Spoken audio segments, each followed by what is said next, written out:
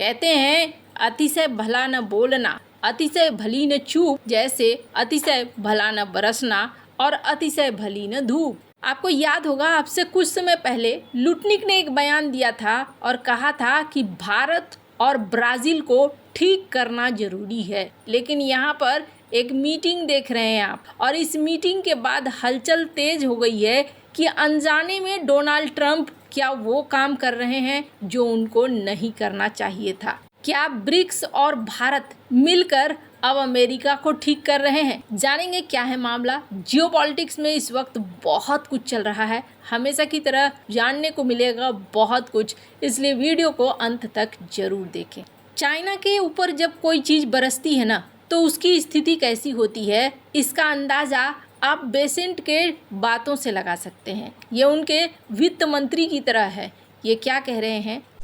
Well, there's plenty the president can do, and it's unfortunate that Chinese leadership has decided to use the American farmers, soybean farmers in particular, as a hostage or pawn in the trade negotiations. And the American farmers overwhelmingly voted for President Trump. More than 90%. He loves the farmers. He loves them. We have great Secretary of Agriculture, Brooke Rollins. Three of us were in the Oval yesterday, and you should expect some news on Tuesday on substantial report or substantial support for our farmers, especially the soybean farmers.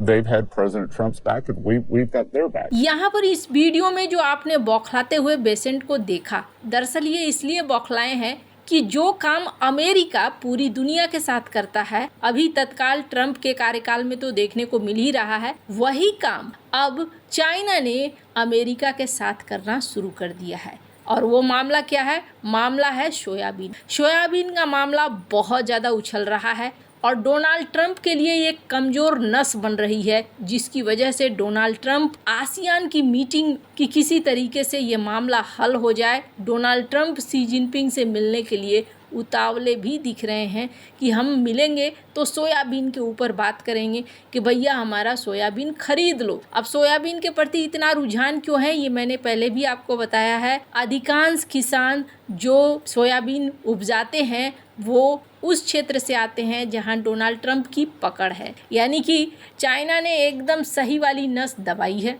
अब China इतना ही नहीं कर रहा है, बल्कि China इससे एक कदम और आगे बढ़ गया है। ब्राज़ील के साथ मिलकर $1 बिलियन का इन्वेस्टमेंट फंड लॉन्च कर रहा है। और ये समझ लीजिए ना, अमेरिका ने जैसे कहते हैं ना, आ बैल मुझे मार, सींग से नहीं तो पूंछ से मार, लेकिन मार वो वाला हाल कर दिया। क्योंकि $1 बिलियन का जो चाइना ये इन्वेस्टमेंट करने जा रहा है ना, ब्राज़ील कोई ऐसा वैसा देश नहीं है। ब्राज़ील वो देश है जिसके पास रेयर अर्थ मटेरियल का खजाना है, और चाइना के इन्वेस्टमेंट का मतलब है ब्राज़ील के उस खजाने को अपने घर तक का एक रास्ता बनाना। पर ये सब कुछ कर कौन रहा है?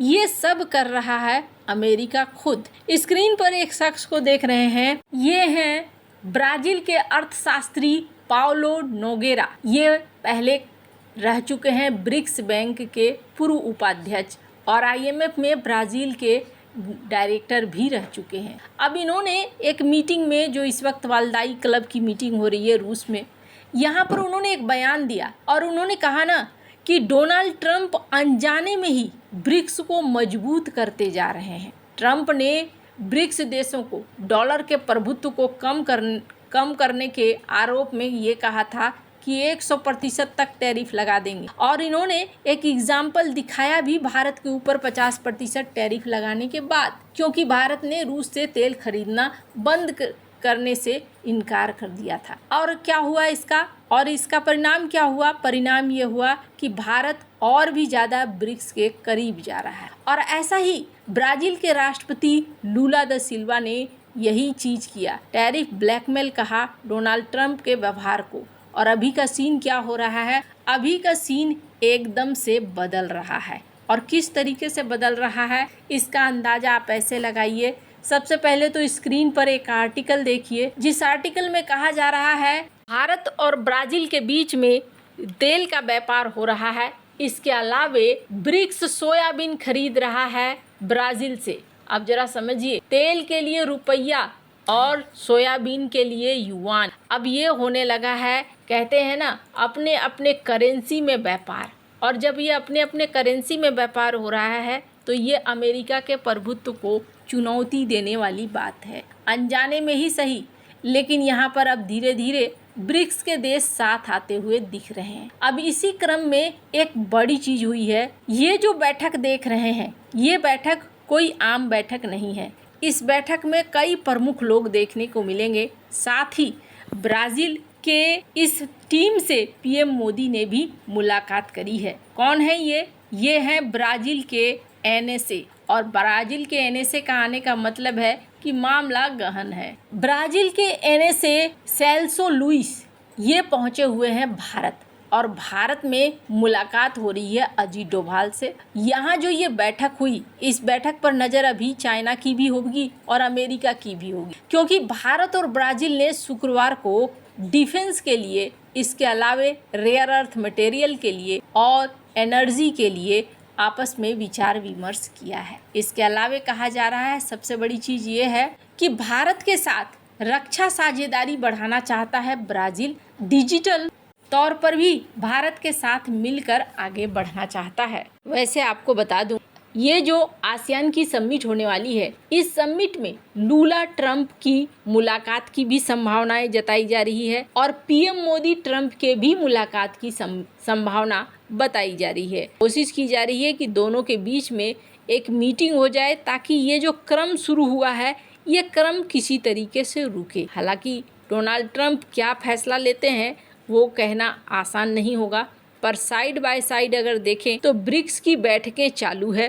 स्क्रीन पे एक आर्टिकल को देखिए, जिस आर्टिकल में देखने को मिल रहा है कि ब्रिक्स की मीटिंग सितंबर 30 से 1 अक्टूबर को हुई, और ये कहाँ पर हुई? तेहरान में भी हुई। तेहरान यानी कि ईरान। इसके अलावे स्क्रीन पर एक और आर्टिकल देखिए, मॉस्को में भी ब्रिक्स की बैठक हो रही है। इसका मतलब है कि ब्रिक्स तेजी से अपने आप को तैयार कर रहा है, और ब्रिक्स के तैयार होने का मतलब है एक ऐसा सीरीज जिस पर रूस भरोसा कर सकता है और शी जिनपिंग भरोसा कर सकते हैं। और ये ना अमेरिका के लिए एक तगड़ा वाला झटका होने वाला है। स्क्रीन पर एक आर्टिकल देखिए, ब्रिक्स प्लस सीरीज अमेरिका का सबसे ज़्यादा रिलायबल पार्टनर बनने वाला है, और ये रूस का सबसे ज़्यादा रिलायबल पार्टनर बनने वाला है। और इसके पीछे कारण है, ब्रिक्स के अगर मेंबर को देखें तो ब्रिक्स के मेंबर में ब्राज़ील है, भारत है, चाइना है, अफ्रीका है। ये वो देश हैं जो पहले से ही तपे पड़े हैं अमेरिका से, और ऐसे में ये देश अब एक दूसरे के साथ मिलकर चलने को तैयार है। वैसे